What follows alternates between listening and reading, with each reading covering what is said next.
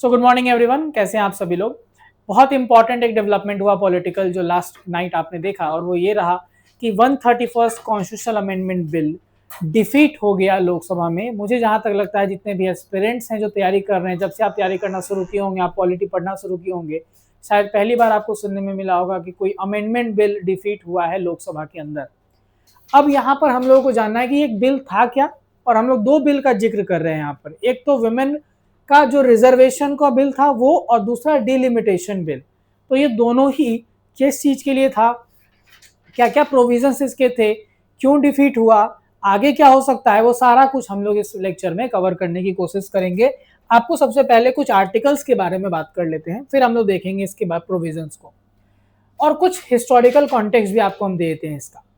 देखिए, यहां पर एक आर्टिकल है, आर्टिकल 82 हमारे संविधान में, आर्टिकल 82 ये कहता था कि जब कभी भी सेंसस आ जाएगा तो लेटेस्ट जो सेंसस होगा, लेटेस्ट सेंसस, उसके बेसिस पे डिलिमिटेशन कराया जाएगा।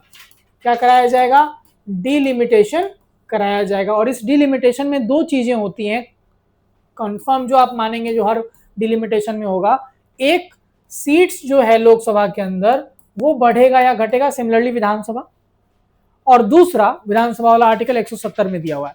और दूसरा कि इन सीट्स के लिए जो बाउंड्रीज होती हैं, जो क्या होता है, बाउंड्री, टेरिटोरियल कॉन्स्टिट्यूएंसी जो होती है, उसका रीएडजस्टमेंट किया जाता है पॉपुलेशन के बेसिस पे। दोनों चीजें होती है, और उसी में कहा जाता था कि कौन सा पॉपुलेशन यूज करना है, लेटेस्ट सेंसस का जो डेटा होगा।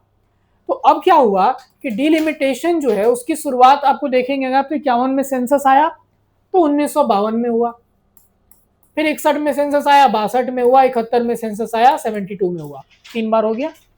दिक्कत क्या आ रहा था कि चूंकि पॉपुलेशन के बेसिस पे सीट्स एलोकेशन था, तो यहां पर नॉर्थ और साउथ में क्या हो गया, एक गैप आ गया। नॉर्थ वाले लोग क्या सोचे, पॉलिटिकली इंपावर अगर होना है तो सबसे आसान रास्ता क्या है, पॉपुलेशन बढ़ा दो, सीट बढ़ जाएगा। तो आप देख लीजिए, अभी 80 seat UP, 40 seat Bihar, 120 seat 543 में केवल ये दो राज्य से है। तो इसलिए तो लोग बोलते हैं कि केंद्र में सरकार बनने का रास्ता बिहार यूपी से होके जाता है, जाएगा ही। 120 सीट है, इसमें बंगाल ऐड कर देंगे तो 160 प्लस हो गया। अब आप समझ लीजिए कि कितना वेटेज। तो इस कारण से, और साउथ वाले बेचारे राज्य थे भोले भाले, वो लोग नहीं समझ पाए छल कपट, पॉपुलेशन का पेस नहीं कर पाए अपना नॉर्थ के बराबर, तो उनका काफी रीजनल जो है वो डिस्पैरिटी देखने को मिल रही है पॉलिटिकल रिप्रेजेंटेशन में। इंदिरा गांधी ने क्या किया, पॉपुलेशन कंट्रोल के को भी प्रमोशन दिया, बट साथ साथ 42nd अमेंडमेंट एक्ट से इस आर्टिकल 82 में लिख दिया कि 25 साल तक ये फ्रीज रहेगा एक्सरसाइज डिलिमिटेशन का। और अभी 25 साल तक 1971 सेंसस ही यूज होगा। तो 25 साल खत्म हुआ 2001 में। 2001 में सीधा इसका डबल, 42nd था ना, डबल कर दीजिए, 84th अमेंडमेंट एक्ट से इसको और 25 साल के लिए बढ़ा दिया गया। यानी कि 2026 तक सीट्स एलोकेशन किस पे रहेगा, बेसिस पे 1971 के सेंसस के बेसिस पे। अब ये 2026, इसमें ये लिखा गया कि अगला डिलिमिटेशन होगा 2026 कंप्लीट होने के बाद, जो पहला सेंसस का डेटा आएगा। यही मेन कैच है, समझिएगा ध्यान से। आर्टिकल 82 में क्या लिखा हुआ था कि 2026 साल कंप्लीट होने के बाद जो पहला सेंसस का डेटा अवेलेबल होगा उसके बेसिस पे डिलिमिटेशन किया जाएगा। तो 26 के बाद पहला सेंसस कब होने वाला है, अभी शुरू हुआ, 27 में डेटा आएगा, तो 27 के सेंसस के बाद डिलिमिटेशन हो सकता है। और दूसरा चीज, 106th कॉन्स्टिट्यूशनल अमेंडमेंट एक्ट, जिसने 1/3 रिजर्वेशन दिया महिला के लिए, इसमें लिखा हुआ था कि ये लागू कब होगा, ये लागू होगा इस एक्ट के पास होने के बाद जो पहला डिलिमिटेशन होगा। समझिएगा ध्यान से, 106th अमेंडमेंट एक्ट 2023 में क्या लिखा हुआ है कि 2023 में जो ये एक्ट पास होगा, इसके बाद जो पहला डिलिमिटेशन होगा उसके बेसिस पे महिला रिजर्वेशन अप्लाई होगा। और पहला डिलिमिटेशन 2023 के बाद होने के लिए कंडीशन क्या देखिए अभी आप, कि 26 के बाद जो पहला सेंसस का डेटा आएगा, यानी कि महिला रिजर्वेशन या डिलिमिटेशन दोनों ही अब जो सेंसस हमारा आता उसके बाद के डिलिमिटेशन पे डिपेंडेंट था। ये सरकार अभी क्या करने का कोशिश की, इस 131st अमेंडमेंट बिल से इस प्रोविजन को चेंज, और ये दो चीज करना चाह रही थी। पहला, विमेन रिजर्वेशन के लिए जो कंडीशन था कि पहला डिलिमिटेशन आएगा सेंसस के बाद, इसको चेंज करके कहा कि 2011 के सेंसस के बेसिस पे ही क्या कर सकते हैं, इसको अप्लाई कर सकते हैं, यानी कि वेट करने की जरूरत नहीं है। और दूसरा, आर्टिकल 82 में जो लिखा हुआ था कि डिलिमिटेशन को 2026 के बाद कराने वाला पहले सेंसस का डेटा पे करना है, इस चीज को लिख दिया कि नहीं, पार्लियामेंट अब सेंसस के डेटा के द्वारा बाउंड नहीं होगा, वो डिलिमिटेशन कब करेगा, किस डेटा को यूज करेगा, वो सब पार्लियामेंट खुद डिसाइड करेगा। ध्यान से पढ़िएगा इस लाइन को, parliament to decide the census to be used. So this bill removes the requirement to carry out delimitation after each census. ये simply कहता है कि delimitation will be carried out based on the population from such census as parliament may determine by law. तो अब 131st amendment bill आया article 82 में ये change लाने के लिए, और इसी के साथ आया आपको क्या, डिलिमिटेशन वाला जो बिल था, क्योंकि यहाँ पे लिखा है ना parliament by law shall determine, तो वही कानून लाकर क्या डिसाइड करना चाह रहे थे कि 2011 का सेंसस यूज करके ये डिलिमिटेशन भी कर दो और साथ ही साथ महिला रिजर्वेशन को भी लागू कर दो।